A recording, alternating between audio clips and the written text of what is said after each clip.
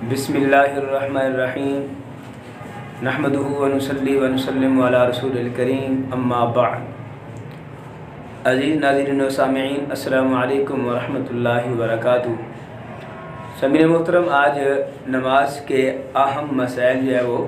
आपके सामने अर्ज़ करेंगे। मेरी आपसे मुअद्दबाना गुजारिश है कि आप हज़रात ये दीनी मसाइल पर जो मुश्तमिल ख़ुसूसन वीडियो उसको आप ज़रूर पूरा समाअत फरमाया करें, चूँकि आज के इस पुरफितन दौर में हमारे पास जो दीनी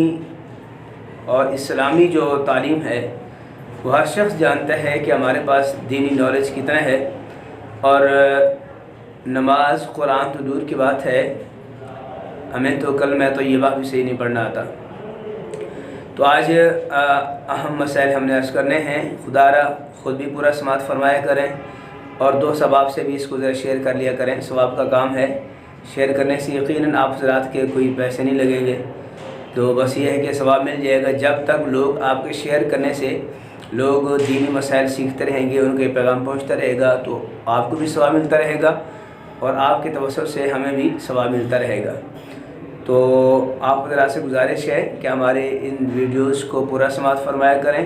ताकि जो भी हमारा दीनी हम एक अहम मौजू का इंतखाब करते हैं तो कोशिश यही होती है कि ऐसा पैगाम दिया जाए अवामुन्नास को कि जिससे लोगों को फ़ायदा हो। ज़ाहिर है हम भी इतना फ्री नहीं होते कि हम इधर आके फ्री के ऐसे वीडियो बना के आप लोगों को सेंड कर दें। तो इस वाले से हम भी एक बड़े सोच व विचार के साथ गौर व खोज के बाद जो है वो हम ये वीडियोस बनाते हैं और एक अहम मौजू का इंतखाब करते हैं। और आप ज़रा से ये भी गुजारिश है कि जब आपको कोई भी दीनी मसला आपको दरपेश हो, आप हमें कमेंट में बता सकते हैं, या हमारा जो चैनल है उसमें हमारा व्हाट्सएप नंबर लिखा होता है, आप उसमें बता सकते हैं कि इस मौजू पर भी अगर वीडियो बना दी जाए तो इंशाअल्लाह ताला हम आपके हुक्म की ज़रूर तकमील करेंगे। आज हम आपको दो मसाइल अर्ज़ करेंगे। सबसे पहला तो मसला ये अर्ज़ करेंगे कि आया वो शख्स की जिसकी एक या दो या तीन या चार रकातें इमाम के पीछे रह गई हैं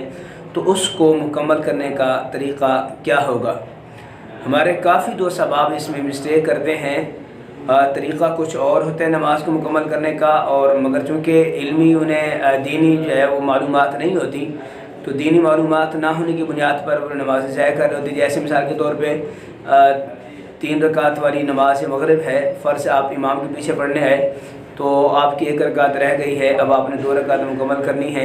1 रकात जो है वो पढ़ के इमाम साहब सलाम फेर देगा, अब 3 रकात मुकम्मल हो जाएंगी। अभी आपकी 1 रकात हुई है, इमाम की 3 रकातें हुई हैं, तो अब आप क्या करेंगे। हमारे अहबाब ये करते हैं कि वो 1 रकात इमाम साहब के साथ पढ़ ली, तो इमाम ने सलाम फेर दिया, 3 रकातें मुकम्मल हो गई उसको। अब वो क्या करते हैं, 1 रकात उनकी इमाम के साथ अपनी पढ़ के फिर बाद में 2 रकातें अपनी अलग तौर पे पढ़ते हैं, यानी अलग पढ़ के फिर तैयार बैठते हैं। हालांकि ऐसा नहीं है, मैं आपको अर्ज़ करता हूँ। तो सबसे पहले मेरे भाई ये ज़हन में रखिए कि जब आप इमाम के पीछे नमाज़ पढ़ने आते हैं, अगर आपकी 1 रकात रह गई है, 2 रकातें रह गई हैं, 3 रकातें रह गई हैं, 4 रकातें रह गई हैं, इस सूरत में उसूल ये ज़हन में रखें कि जो आप जितनी रकात आपने इमाम साहब के साथ पढ़ ली हैं तो आप ये समझें कि आपकी वही रकातें हो गई। मिसाल के तौर पे आप ईशा की नमाज़ पढ़ने आए, तो ईशा की नमाज़ में इमाम साहब को आपने पाया या पहले तैयात में या तैयार से वो उठे, जो ही क़याम के लिए खड़े हुए आप नमाज़ पढ़ने आ गए। अब आपने आखिरी 2 रकात इमाम साहब के साथ पढ़ ली हैं। अब ऐसा नहीं है कि आप इमाम साहब से जो है नमाज़ें जो 2 रकातें पढ़ ली हैं वो आपकी पहली वो हो गई हैं और आपने आखिरी 2 रकातें पढ़नी, ऐसा नहीं है। बल्कि आपने जो 2 रकात एंड वाली पढ़ी हैं, हम उसमें क्या करते हैं, हम उसमें सूरह फातिहा पढ़ते हैं। तीसरी और चौथी रकात में सिर्फ सूरह फातिहा पढ़ते हैं। तो समझो ये जो सूरह फातिहा वाली हमारी रकात थी वो हमने आखिरी 2 रकात पढ़ ली हुई हैं। अब हमारी जो बकिया रहती हैं वो पहली और दूसरी रकात रहती है, तो लिहाजा अगरचे हमारी वो अदायगी के लिहाज से तीसरी और चौथी होगी, मगर एक तरतीब के लिहाज से हमारी पहली और दूसरी होगी। इसमें ये होता है कि हम जब पहली रकात पढ़ते हैं, पहली रकात में हम सना पढ़ते हैं,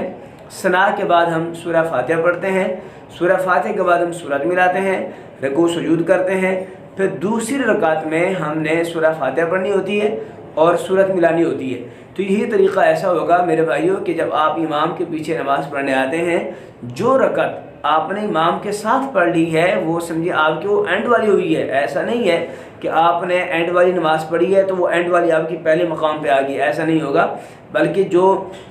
طریقہ کار ہوتا ہے کہ ہم پہلی رکعت میں ہم ثنا پڑھتے ہیں، سورہ فاتحہ پڑھتے ہیں، پھر سورت ملاتے ہیں، پھر دوسری رکعت میں ہم سورہ فاتحہ پڑھتے ہیں، سورت ملاتے ہیں، تیسری رکعت میں صرف سورہ فاتحہ پڑھتے ہیں، اب میں فرض کا طریقہ عرض کر رہا ہوں، تو چوتھی رکعت میں ہم صرف سورہ فاتحہ پڑھتے ہیں، تیسری چوتھی میں صرف سورہ فاتحہ پڑھتے ہیں، اور جبکہ پہلی رکعت میں ثنا، پھر سورہ فاتحہ، پھر سورت، تو دوسری میں صرف سورہ فاتحہ اور سورت ملاتے ہیں۔ تو یہ جو طریقہ کرتے ہیں کہ ایک رکعت امام صاحب کے ساتھ پڑھ لی ہے تو وہ سمجھتے ہیں کہ ہماری ایک رکعت وہ اینڈ والی ہو چکی ہے، اب جو ہم ویسے عام نماز پڑھتے ہیں کہ پہلی رکعت پہلے ثنا پڑھ کے، سورہ فاتحہ پڑھ کے، سورت ملا کے، رکوع سجود کر کے ہم پھر دوسری رکعت کے لیے کھڑے ہو جاتے ہیں، حالانکہ ہونا یہ چاہیے تھا جب آپ نے ایک رکعت امام صاحب کے ساتھ پڑھ لی ہے